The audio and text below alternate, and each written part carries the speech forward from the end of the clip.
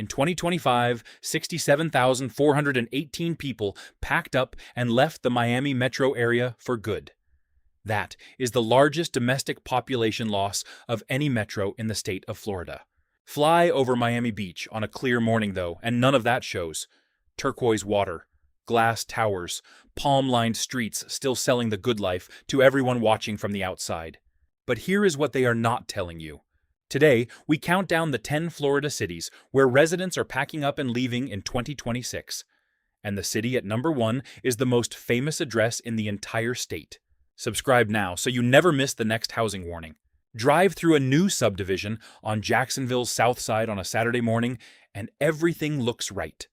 Freshly poured driveways, manicured lawns, for sale signs with fresh photos, not faded ones.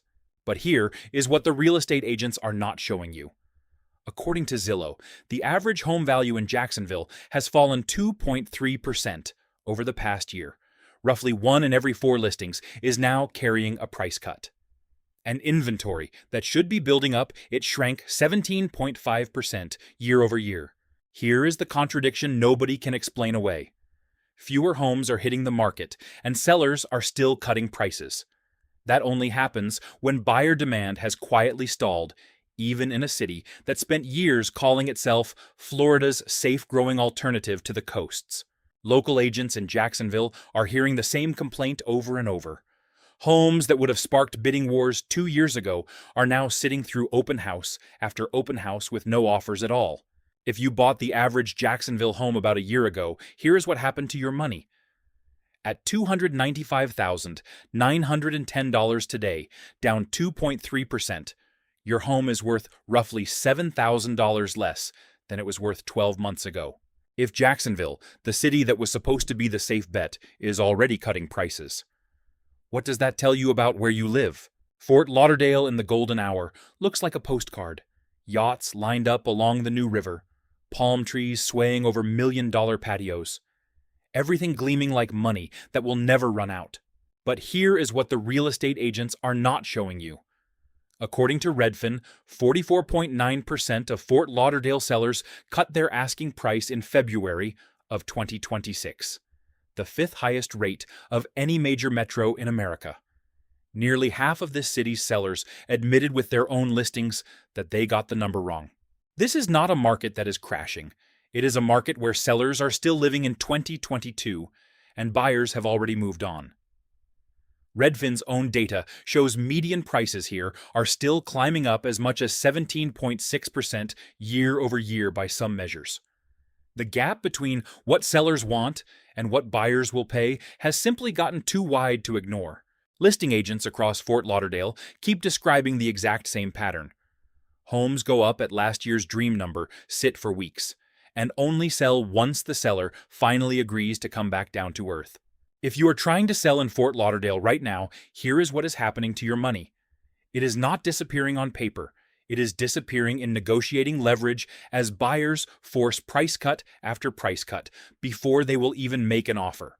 If almost half the sellers around you are giving up on their asking price, how much longer can you afford to hold out on yours?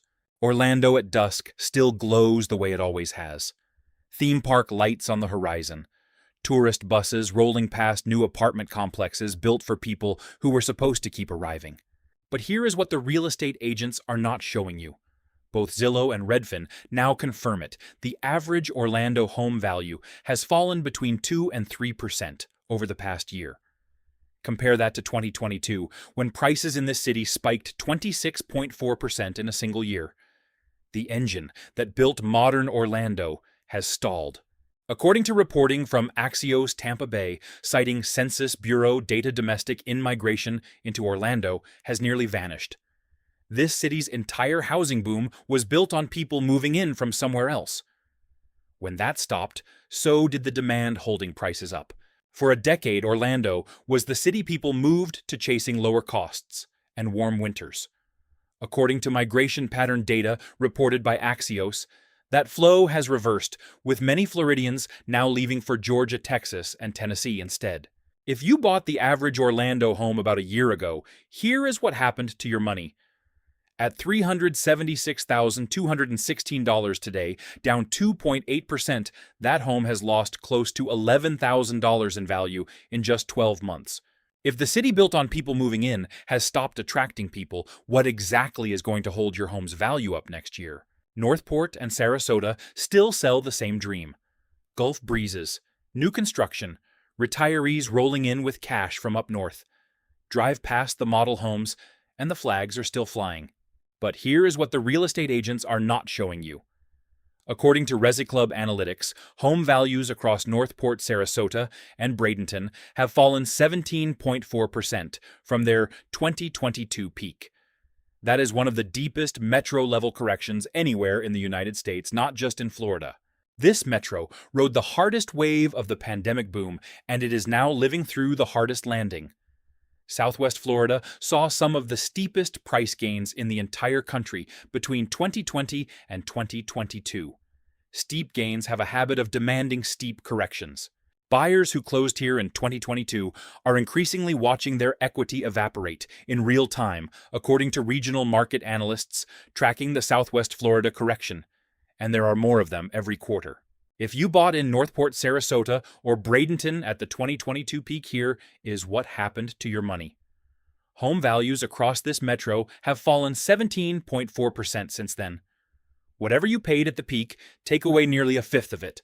That is roughly where your equity stands today. You watch the flags outside the model home, promise you paradise.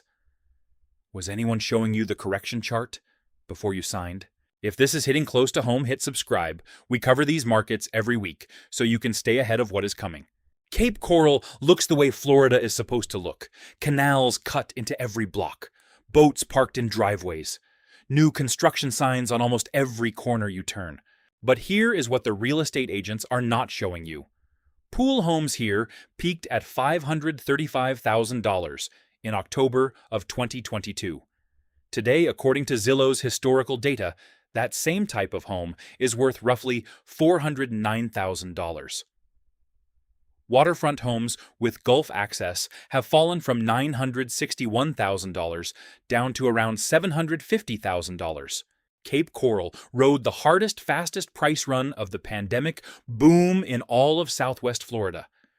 Insurance rates here have reportedly tripled or quadrupled since the 2024 hurricane season, according to local market reporting. That alone has been enough to push buyers to the sidelines. Sellers across Cape Coral are increasingly listing properties 30 to 50% below their earlier market value, just to move foreclosed and distressed inventory off the books. If you bought a pool home in Cape Coral at the 2022 peak of $535,000, it is worth roughly $409,000 today. That is a paper loss of about $126,000 gone in under 3 years. You bought into the postcard. Are you ready to admit the postcard was never the whole picture? Lakeland sits between Tampa and Orlando, all lakefront parks, downtown murals, and moving trucks pulling into new subdivisions almost every week. But here is what the real estate agents are not showing you.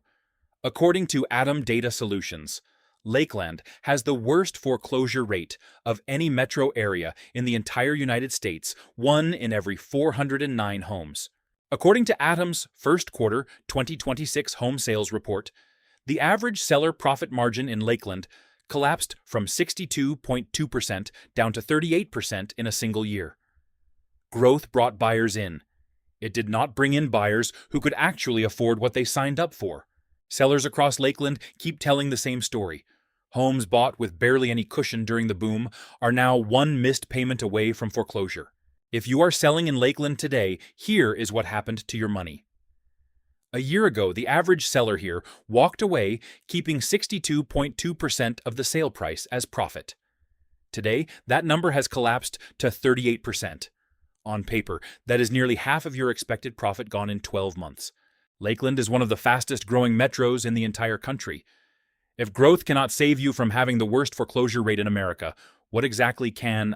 Punta Gorda's harborfront looks freshly rebuilt. New seawalls, waterfront restaurants. Retirees walking dogs past homes that were underwater, literally just a few hurricane seasons ago. But here is what the real estate agents are not showing you. Drawn out. According to Atom Data Solutions, Punta Gorda has the second worst foreclosure rate of any metro in America, 1 in every 416 homes. According to Resi Club Analytics, single-family homes in Punta Gorda have fallen 13.6% since their 2022 peak. Condos in the same market have fallen 20.4%. Either way, values here peaked and never recovered. Buyers who closed in Punta Gorda at the 2022 peak are increasingly watching their homes move toward foreclosure. According to regional market tracking, the second highest concentration of that outcome anywhere in the country. If you bought a single-family home in Punta Gorda near the 2022 peak, here is what happened to your money. Values here have fallen roughly 13.6% since then. On today's average home value of $334,105, a decline like that can mean $50,000 or more in equity gone. You have lost a chunk of your equity, and this metro has the second worst foreclosure rate in the nation. At what point does temporary correction become the new normal? St. Petersburg's waterfront still draws a crowd every evening. Sailboats drifting past a skyline that used to be the picture of a Florida retirement dream. But here is what the real estate agents are not showing you. According to Census Bureau data reported by Axios, Tampa Bay, Pinellas County lost more residents than every county in America except one Los Angeles county. The same forces are showing up here as everywhere else in the state. Rising insurance costs, rising condo fees, and a housing market that stopped rewarding people for staying. According to a United Way report cited by Axios, nearly half the households in Pinellas and neighboring Hillsborough County cannot afford their basic living expenses. Longtime Pinellas County residents keep telling local reporters the same thing. They are not leaving because they want to. They are leaving because insurance and taxes made staying impossible. If you are trying to sell in St. Petersburg right now, here is what is happening to your money. With this many neighbors packing up and leaving every listing on your street is suddenly competing for a shrinking pool of buyers. Shrinking demand is exactly what puts downward pressure on your price next.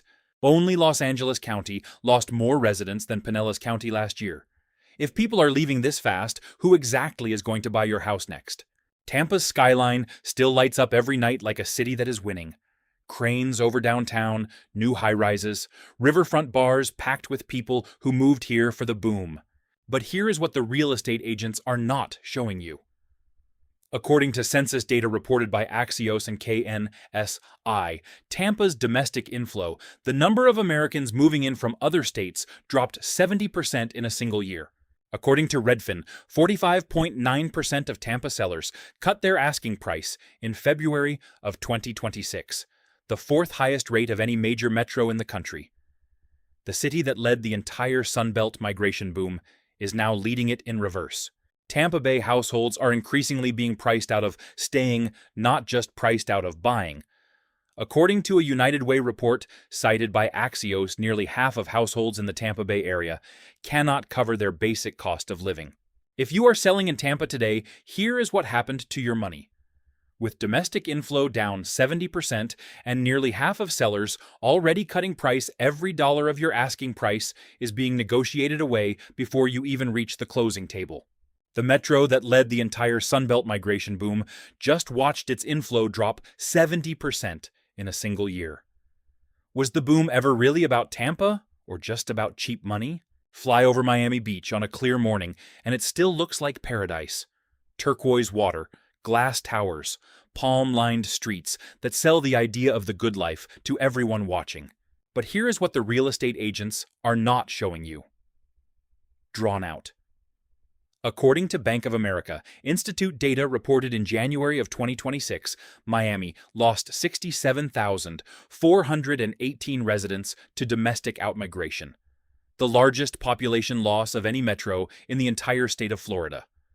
According to reporting from WLRN, citing Census Bureau data, without international immigration filling the gap, Miami's population would have shrunk outright. Under Florida's post-Surfside condo safety reforms, buildings 3 stories and taller were required to fully fund their structural repair reserves, starting January 1st of 2026. Decades of deferred maintenance came due all at once, and the bill landed directly on condo owners. At the Cricket Club in North Miami, a bayfront building, nearly 50 years old, owners were hit with a special assessment of roughly $30 million total, about $134,405 per unit. At Mediterranean Village in Aventura, some owners faced assessments as high as $400,000. Condo market analyst Peter Zalewski put it bluntly to CBS. Miami sellers are heading for the exits, looking to unload and increasingly being forced to discount prices just to get buyers off the couch. If you own a condo in Miami right now, here is what happened to your money. The average home value across the city, including condos, is down slightly over the past year, according to Zillow. But single-family home prices in Miami are actually up 3.3% over that same period, according to Redfin. That gap is not random. It is the condo crisis, dragging down the entire city's numbers one special assessment at a time. Miami lost more residents to domestic outmigration than any other Florida metro, and without immigrants, moving in the city would be shrinking outright. If Florida's most famous city cannot hold on to its own people, what does that tell you about the ones that never had Miami's advantages? In every city on this list, the same pattern kept repeating. Insurance costs climbed faster than incomes. HOA and condo fees climbed faster than incomes. And the migration wave that once propped up demand simply stopped showing up. Florida did not run out of sunshine. It ran out of people willing to pay for it. If you have spent years telling friends and family that this boom looked shaky, everything you just watched is not a coincidence. It is confirmation. And the most telling detail in all of this is Miami. Not some quiet inland town. Nobody had heard of Miami.